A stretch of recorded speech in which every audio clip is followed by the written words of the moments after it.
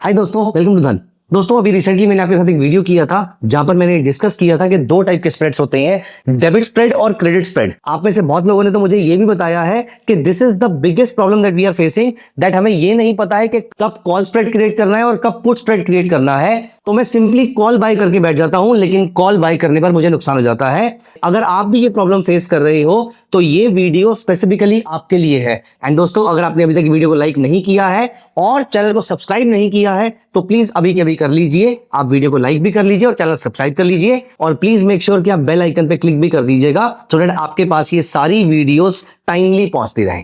तो दोस्तों आइए चलते हैं एक बहुत ही important and very very interesting topic discuss करने, जहां पर मैं आपको यह बताने वाला हूं कि कौन से व्यू पर, किस टाइप के व्यू पर कैसा स्प्रेड क्रिएट किया जाता है। आगे बढ़ने से पहले आपको एक चीज का डिसीजन लेना पड़ेगा, whether you want to become an option buyer or you want to become an option seller। Of course हम यहां पर स्प्रेड ही क्रिएट करेंगे, लेकिन आपका इंक्लिनेशन किस तरफ है, ऑप्शन बाइंग की तरफ या ऑप्शन सेलिंग की तरफ। अगर आपके पास पैसा कम है तो option buying is a better way and option selling is not a better वे, क्योंकि ऑप्शन बाइंग वाली साइड पे पैसा कम लगता है, ऑप्शन सेलिंग वाली साइड पे पैसा ज्यादा लगता है।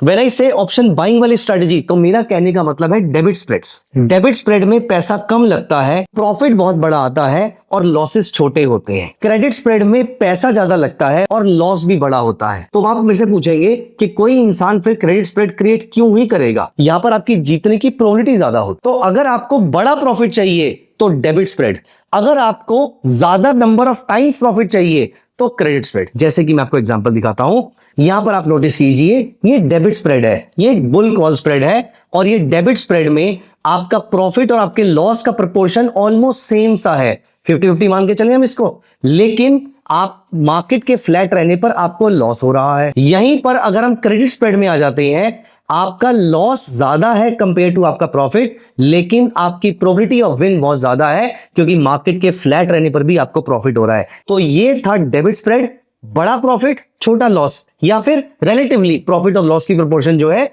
वो बराबर की रहेगी, लेकिन मार्केट के फ्लैट रहने पर आपको लॉस होगा। यहीं पर अगर हम क्रेडिट स्प्रेड को देखें तो प्रॉफिटेबिलिटी कम रहेगी लेकिन प्रोबेबिलिटी बहुत ज्यादा रहेगी। मार्केट ऊपर जाएगी तो भी आपको प्रॉफिट हो रहा है, मार्केट फ्लैट रहेगी तो भी आपको प्रॉफिट हो रहा है, मार्केट थोड़ा नीचे जाएगी तो भी आप ही को प्रॉफिट हो रहा है। इसी चीज को अगर हम बियरिश साइड पे देखते हैं तो यहां पर देखिए, ये है डेबिट स्प्रेड, प्रॉफिट ज्यादा लॉस कम। ये है बियर पुट स्प्रेड, प्रॉफिट बहुत बड़ा है कंपेयर टू लॉस के। यहां पर आपका मार्जिन रिक्वायरमेंट भी कम लग रहा है, आप नोटिस कीजिए 49,900 के आसपास का आपका मार्जिन लग रहा है। जबकि यहीं पर अगर हम क्रेडिट स्प्रेड में आ जाते हैं तो प्रॉफिट छोटा हो गया compare to the loss, margin requirement भी ज्यादा है, लेकिन मार्केट के फ्लैट रहने पर, मार्केट के नीचे जाने पर और मार्केट के थोड़ा बहुत ऊपर जाने पर भी आप ही को प्रॉफिट हो रहा है। ये सबसे स्ट्रॉन्ग पॉइंट है क्रेडिट स्प्रेड का। अब पहले क्वेश्चन का आंसर तो आपको मिल गया कि आपको कब डेबिट स्प्रेड क्रिएट करना है और कब क्रेडिट स्प्रेड क्रिएट करना है। अगर आपको प्रॉफिटेबिलिटी ज्यादा चाहिए तो डेबिट स्प्रेड,